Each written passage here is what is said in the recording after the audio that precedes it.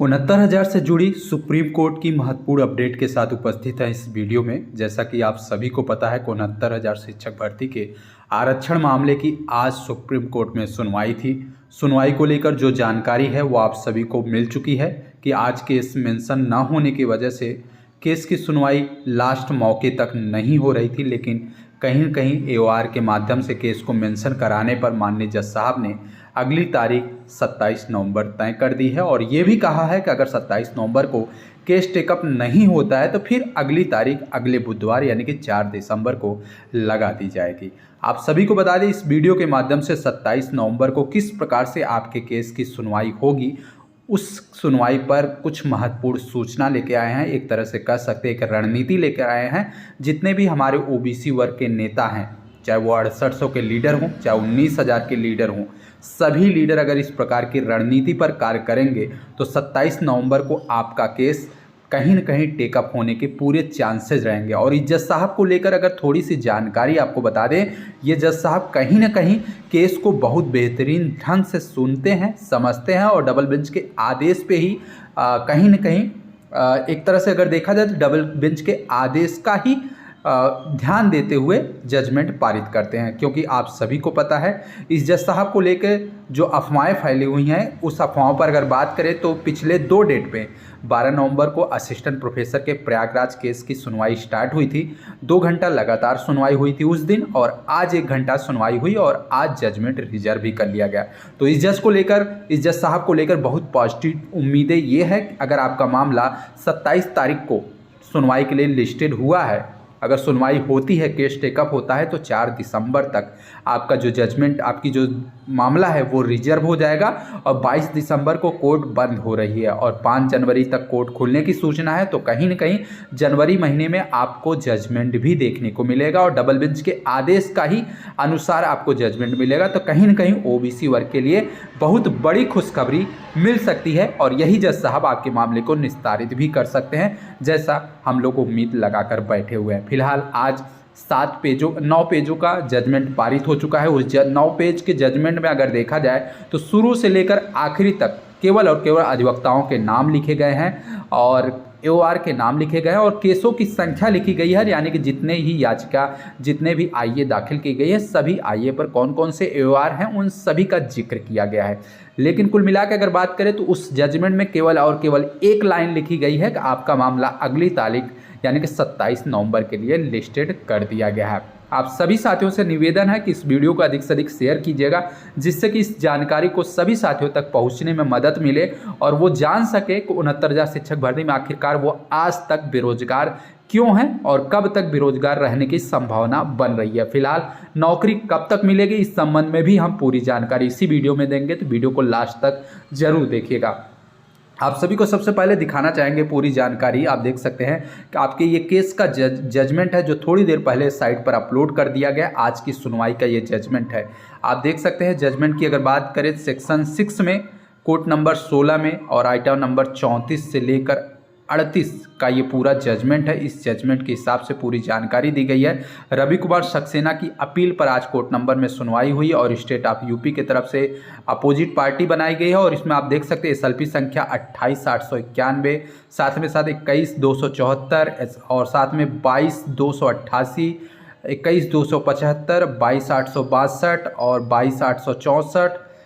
23,338 और इसके साथ साथ 41,900/2024। इसके अलावा अगर देखेंगे तो 24,519/2019। इसके अलावा भी हम आपको दिखाना चाहेंगे केसों की संख्या और आप देख सकते हैं कितनी एसएलपी दाखिल हुई है आपके मामले को लेकर, यानी कि सामान्य वर्ग की तरफ से एसएलपी संख्या की अगर बात करें तो एक तरफ से बाढ़ आ चुकी है। एसएलपी पर एसएलपी दाखिल की गई है और आप देख सकते हैं कि कितनी एसएलपी जनरल वर्ग के अभ्यर्थियों की तरफ से दाखिल की गई है। और इस मामले पर अगर देखा जाए तो सभी एसएलपी पर एक सीनियर एक जूनियर दाखिल किए गए हैं। आप देख सकते हैं इस एसएलपी के अलावा भी आप देखेंगे पिटीशन की तरफ से, यानी कि जो विपक्ष है यानी कि ओबीसी वर्ग की तरफ से आप देखेंगे तो 27,413 की एसएलपी स्पेशल लीव पिटीशन दाखिल की गई है। और आप देखिए यहाँ पर इस केस का स्टेटस बता रहा है। 20/11/2024 this petition are the called hearing today, यानी कि आज इस केस की सुनवाई होने की पूरी संभावना थी और केस सुनवाई भी हुआ था, लेकिन कहीं न कहीं जज साहब ने केस को सुनने से अनसुना किया और अगली तारीख निश्चित कर दी। आप देख सकते हैं पिटीशन की तरफ से जितने भी अधिवक्ता हैं, आपका मामला अगर बात करें तो जस्टिस दीपांकर दत्ता और प्रशांत कुमार मिश्रा के बेंच में लगा हुआ था। पिटीशन की तरफ से अगर अधिवक्ता के नंबर देखेंगे तो नंबर गिनते रह जाएंगे। अधिवक्ता की फौज खड़ी थी, लेकिन आज कोर्ट रूम में अधिवक्ता नहीं दिखे। ये समस्त अधिवक्ता केवल और केवल याचिका दाखिल करके कहीं न कहीं मामले पर एक तरह से लंबित करने का कार्य करते हैं, लेकिन कोर्ट की सुनवाई में कोई भी अधिवक्ता नहीं पहुंच पाते हैं। फिलहाल आप सभी को दिखा दें, 7 पेजों का ये जजमेंट है और जजमेंट के आखिरी में देखेंगे तो जजमेंट की कंक्लूजन बताया गया कि upon hearing the council the court made the following order. आज की सुनवाई के केवल और केवल एक लाइन में जजमेंट दिया गया है कि list this special leave petition on the 27 नवंबर 2024, यानी कि आज की केस की सुनवाई नहीं हुई है और अगली तारीख 27 नवंबर तय कर दी गई है। तो कुल मिला के जजमेंट का यही कंक्लूजन है कि एक लाइन में कि आपका मामला अगली तारीख 27 नवंबर के लिए तय कर दिया गया। अब देखना यह है कि 27 नवंबर को कितने नंबर पर आपके केस की सुनवाई होगी। क्या टॉप 10 में केस होने लग सकता है या फिर से 30, 32, 34, क्योंकि पिछली बार अगर देखें तो आपको बता दें 48 नंबर पर केस लगा हुआ था 12 नवंबर को, और उसके बाद आज सुबह आपने देखा होगा कि आज 34 नंबर पर लगा। तो एक उम्मीद है कि अगली जो सुनवाई 27 नवंबर लगी हुई है, 27 नवंबर को जो आपका केस है 20 से 25 नंबर के मध्य देखने को मिल सकता है। अगर 20 से 25 केस नंबर देखने को मिलेगा तो कहीं न कहीं आपकी सुनवाई लंच तक होने की पूरी संभावना रहेगी। फिलहाल आज की कोर्ट अपडेट यही है कि आज आपके मामले की सुनवाई बिल्कुल नहीं हुई है। अभ्यर्थियों की तरफ से लापरवाही की गई है, जिसकी वजह से लंच के पहले तक आपका केस मेंशन नहीं था। लंच के बाद अमरेंद्र बाहुबली, एक तरह से कह सकते हैं अमरेंद्र सिंह पटेल, उनके तरफ से जो AOR मनदीप कालरा जी हैं, वो कोर्ट रूम में उपस्थित होकर कहीं न कहीं लंच के बाद केस को मेंशन कराने की कोशिश की है और अगली तारीख लेने की पूरी भरपूर कोशिश की है। और इन्हीं की वजह से कहीं न कहीं मान सकते हैं कि आपका मामला 27 नवंबर की लग चुकी है और 27 नवंबर को अगर केस टेकअप नहीं होता है तो अगले बुधवार को फिर से केस की सुनवाई का नंबर देखने को मिलेगा। फिलहाल आज कोर्ट की सुनवाई को लेकर तब समाचार पत्रों में भी कल सूचना आपको देखने को मिलेगी और कहीं न कहीं सोशल मीडिया पर, व्हाट्सएप ग्रुपों में, फेसबुक, टेलीग्राम, यहाँ तक यूट्यूब चैनल पर आपको अपडेट भी मिल चुका होगा। लेकिन इस वीडियो में कुछ महत्वपूर्ण सूचना पर हम नज़र गाड़ेंगे। आपके बीच के एक अभ्यर्थी हैं जो वीरेंद्र यादव जी हैं, जो कि आज सुप्रीम कोर्ट दिल्ली पहुँचे हुए थे और कोर्ट की सुनवाई में उपस्थित भी थे और उनके द्वारा पोस्ट करके जानकारी दी गई है कि आखिरकार आज अपने केस में आखिरकार क्या हुआ, क्यों सुनवाई नहीं हुई और क्या कारण रहा कि आज आपकी तरफ से अधिवक्ता उपस्थित थे अथवा नहीं थे। इसकी सत्यता आप इस पोस्ट से लगा सकते हैं कि इस पोस्ट में कितनी सच्चता है। इस पोस्ट की लाइन में अगर पढ़ेंगे तो इसमें बताया गया कि कोर्ट में सभी वकील मौजूद थे। जज साहब ने पहले ही सभी को अवगत करा दिया था कि जो इलाहाबाद वाला केस है 32 नंबर पर लगा था, उसी की फाइनल सुनवाई आज करेंगे, इसलिए आपका मामला केस टेकअप नहीं होगा। लंच में सभी अधिवक्ता ने आपस में सामंजस्य किया था कि लंच के तुरंत बाद केस को मेंशन कराया जाएगा और इसी क्रम में सभी वकील एक साथ खड़े होकर केस को मेंशन कराने की कोशिश कर रहे थे, जिसमें कालरा साहब ने पूरी दमदारी से अपनी बात माननीय जज साहब के मध्य रखी और RK सिंह जो कि AOR है, उन्होंने 2 आर्डर भी दिखाए और टॉप ऑफ द टेबल यानी टॉप 10 में लगाने की बात कही। लेकिन जज साहब ने वेडनेसडे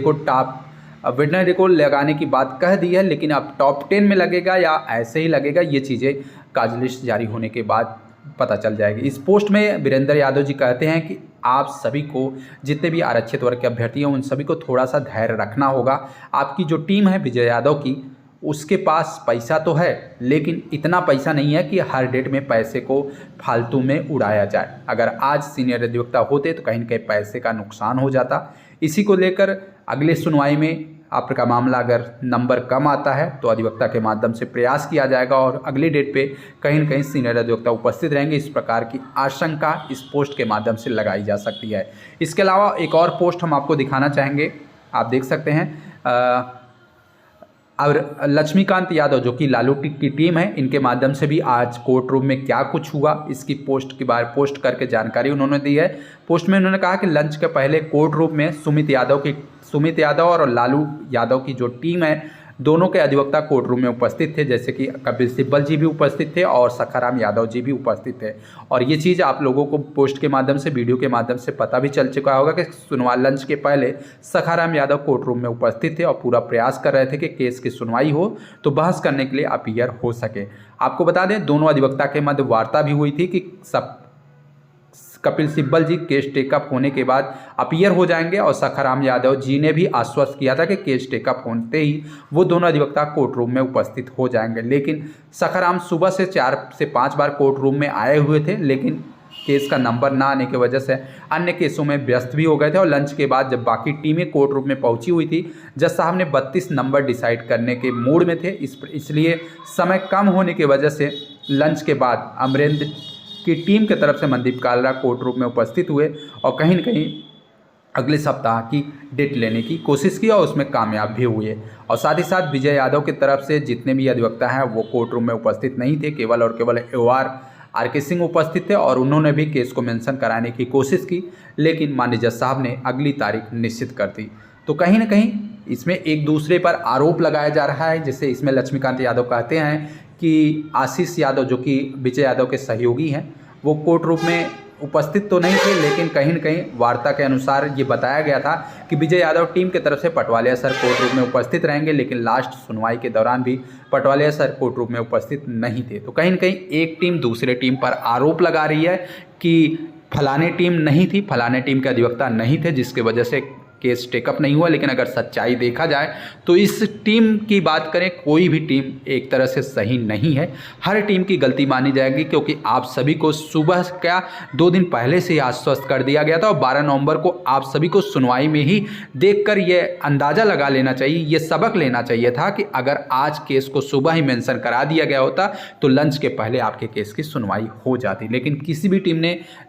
मेंशन कराने की कोशिश नहीं की और लास्ट टाइम में मेंशन कराने की कोशिश की, जिसके वजह से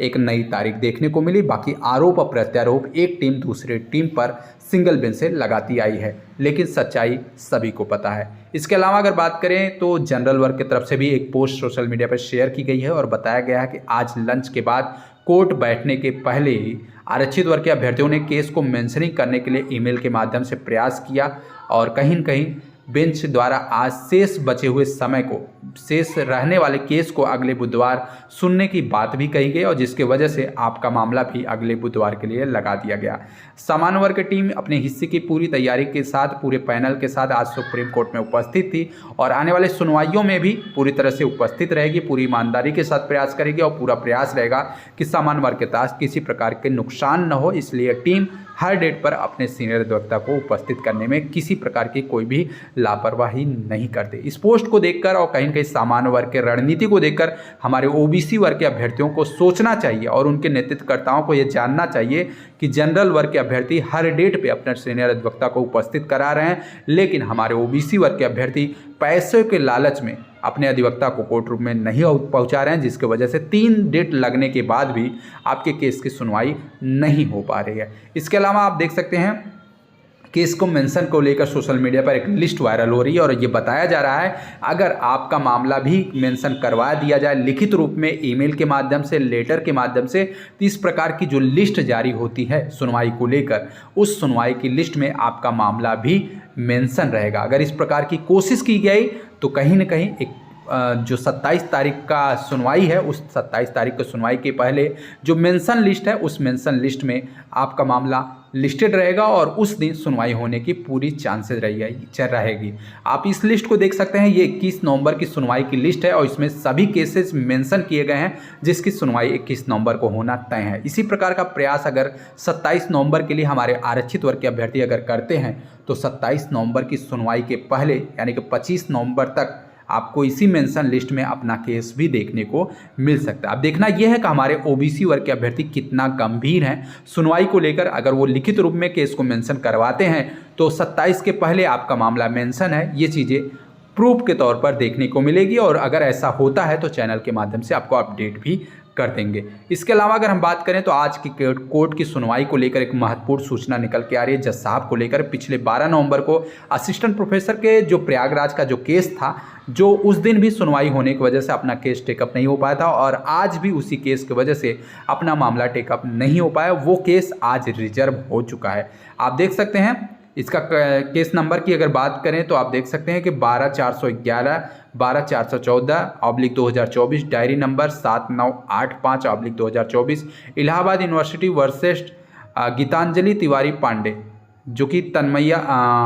तन्मय अग्रवाल अधिवक्ता थे, पारुल शुक्ला भी अधिवक्ता थे और मृगनान पाठक्रम भी अधिवक्ता के तौर पे खड़े हुए थे। और आप देख सकते हैं इस केस का स्टेटस देखेंगे तो हर्ड एंड रिजर्व, यानी कि इस केस को 2 दिन लगातार सुनने के बाद माननीय जज साहब ने आज केस को रिजर्व भी कर दिया। तो इस प्रकार से अगर 27 नवंबर को आपके केस की सुनवाई होती है, केस टेकअप होता है, तो 2 घंटा कम से कम सुनवाई होगी। उसके बाद 4 दिसंबर को एक और सुनवाई की तारीख मिल सकती है।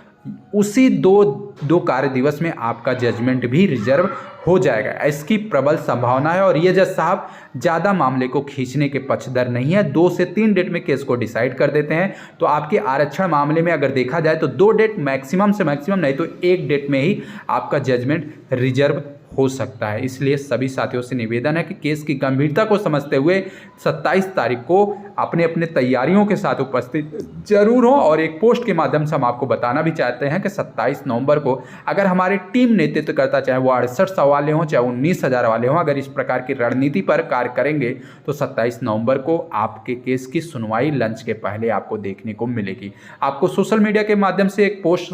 वायरल हुई है जिसमें बताया गया कि अगर 27 नवंबर को हमारे टीम नेतृत्वकर्ता इस प्रकार का प्रयास करते हैं तो आपको दिसंबर तक आपका जजमेंट रिजर्व हो जाएगा और जनवरी में आपको जजमेंट भी देखने को मिलेगा और वो जजमेंट आपके पक्ष में रहेगा और मार्च तक आप अपने अपने विद्यालय में भी पहुंचे रहेंगे। इस पोस्ट के माध्यम से बताया गया कि चूरन और मीठी गोली अब कोई भी अभ्यर्थी न ले और न किसी लीडर के द्वारा दी जाए, क्योंकि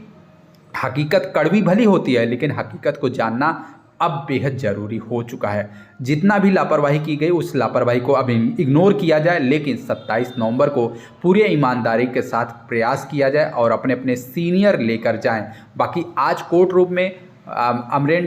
टीम के तरफ से जो एवार थे, मनदीप कालरा ने कोर्ट रूम में माननीय जज साहब से रिक्वेस्ट की और उन्हें केस के बारे में अच्छे से समझाया भी कि इस मामले में चीफ जस्टिस का जजमेंट पारित हो चुका है, स्मॉल इशू है, रिटन सबमिशन भी मांग लिया गया और केवल फाइनल होना बाकी है। डिसाइड कर दीजिए इस केस को और टॉप 10 में लगाने की रिक्वेस्ट भी की गई, लेकिन माननीय जज साहब ने 27 की सुनवाई के लिए केस को लिस्टेड कर दिया है और 27 नवंबर को केस की सुनवाई होने के 99% चांस है। सुनवाई आज भी हो सकती थी, लेकिन अगर आज जस्टिस प्रोफेसर वाले केस को फाइनल करने का मूड माननीय जज साहब बनाए ना होते तो, इसलिए बाकी केसों पर आज माननीय जज साहब ने ध्यान बिल्कुल नहीं दिया। 2 डेट में इस केस को रिजर्व कर लिया और फाइनल कर दिया है। छुट्टी से पहले अपना केस भी डिसाइड हो सकता है और 27 को या तो अंतरिम राहत मिल सकती है या तो केस रिजर्व हो सकता है। इसलिए सभी आरक्षित वर्ग के जो टीम नेतृत्व करता है, चाहे वो विजय यादव की टीम हो, अमरेंद्र पटेल की टीम हो, राहुल मौर्य या आयोग टीम की टीम हो, सुमित यादव की टीम हो, भास्कर सिंह यादव की टीम हो या अन्य कोई भी टीम हो, पूरी उम्मीद है, पूरा प्रयास करें 27 नवंबर को केस टेकअप हो, जिससे कि आपका मामला दिसंबर 2024 तक रिजर्व हो जाए या तो अंतरिम राहत मिल जाए। इस प्रकार का प्रयास आप सभी को करना होगा, तभी आपका मामला निस्तारित हो सकता है। आप सभी साथियों से निवेदन है कि इस प्रकार का प्रयास 27 नवंबर को सभी टीम करे, तभी आपको दिसंबर 2024 तक आपका जजमेंट रिजर्व हो सकता है। और इस जज साहब के बेंच में अगर आपका मामला रिजर्व होता है तो जितने भी आरक्षित वर्ग के अभ्यर्थी याची लाभ की उम्मीद लगा के बैठे हैं, डबल बेंच के आदेश पे नौकरी पाने की उम्मीद बैठे हैं, सभी अभ्यर्थियों को खुशखबरी जनवरी 2025 में मिल सकता है। इसलिए आप सभी से निवेदन है कि केस को टेकअप कराने के लिए और 27 तारीख को केस की सुनवाई हो, इसके लिए पूरी तरह से पूरी ईमानदारी के साथ अपने सीनियर अधिवक्ता को उपस्थित कराएं, क्योंकि अगर एक बार केस टेकअप हुआ तो सरकार इस मामले पर अपना पक्ष रखेगी और सरकार प्रपोजल लेकर के आती है, सरकार प्रयास क्या करती है उन प्रभावित होने वाले चयनित शिक्षकों के लिए, वो समस्त चीज़ों का खुलासा होगा और कहीं न कहीं सरकार इस मामले का निस्तारण भी करवाना चाहेगी। तो जो भी चीज़ें हैं 27 को देखने को मिलेगी। बाकी नेतृत्वकर्ता बाकी जितने भी लीडर हैं वो अपना प्रयास जरूर करें, 27 तारीख को किसी प्रकार की लापरवाही ना होने पाए, इसके लिए पूरा तरह से प्रयास रखिएगा। बाकी सभी यात्रियों से निवेदन है कि वो अपने अपने नेतृत्वकर्ताओं पर दबाव बनाए कि 27 नवंबर को किसी प्रकार की लापरवाही ना की जाए। अगर 27 को अपना केस टेकअप नहीं हुआ तो जनवरी 2025 अगली तारीख आप सभी को देखने को मिल सकती है, क्योंकि 4 दिसंबर के बाद कोर्ट बंद हो जाएगा और कोर्ट बंद होने के बाद फिर जनवरी में ही आपका केस देखने को मिलेगा। जनवरी में रोस्टर चेंज होगा, जज साहब बदलेंगे और फिर आपको एक लंबे समय तक का इंतजार करना पड़ेगा। इसलिए आप सभी से निवेदन है कि 27 तारीख तक किसी प्रकार की लापरवाही ना हो, अपने अपने नेतृत्वकर्ताओं तक अपनी बात पहुंचा दें, उनसे निवेदन करें, उन पर दबाव बनाएं कि 27 को किसी प्रकार की लापरवाही ना की जाए। बाकी सूचनाएं जो भी मिलेगी चैनल के माध्यम से अपडेट करते रहेंगे। धन्यवाद।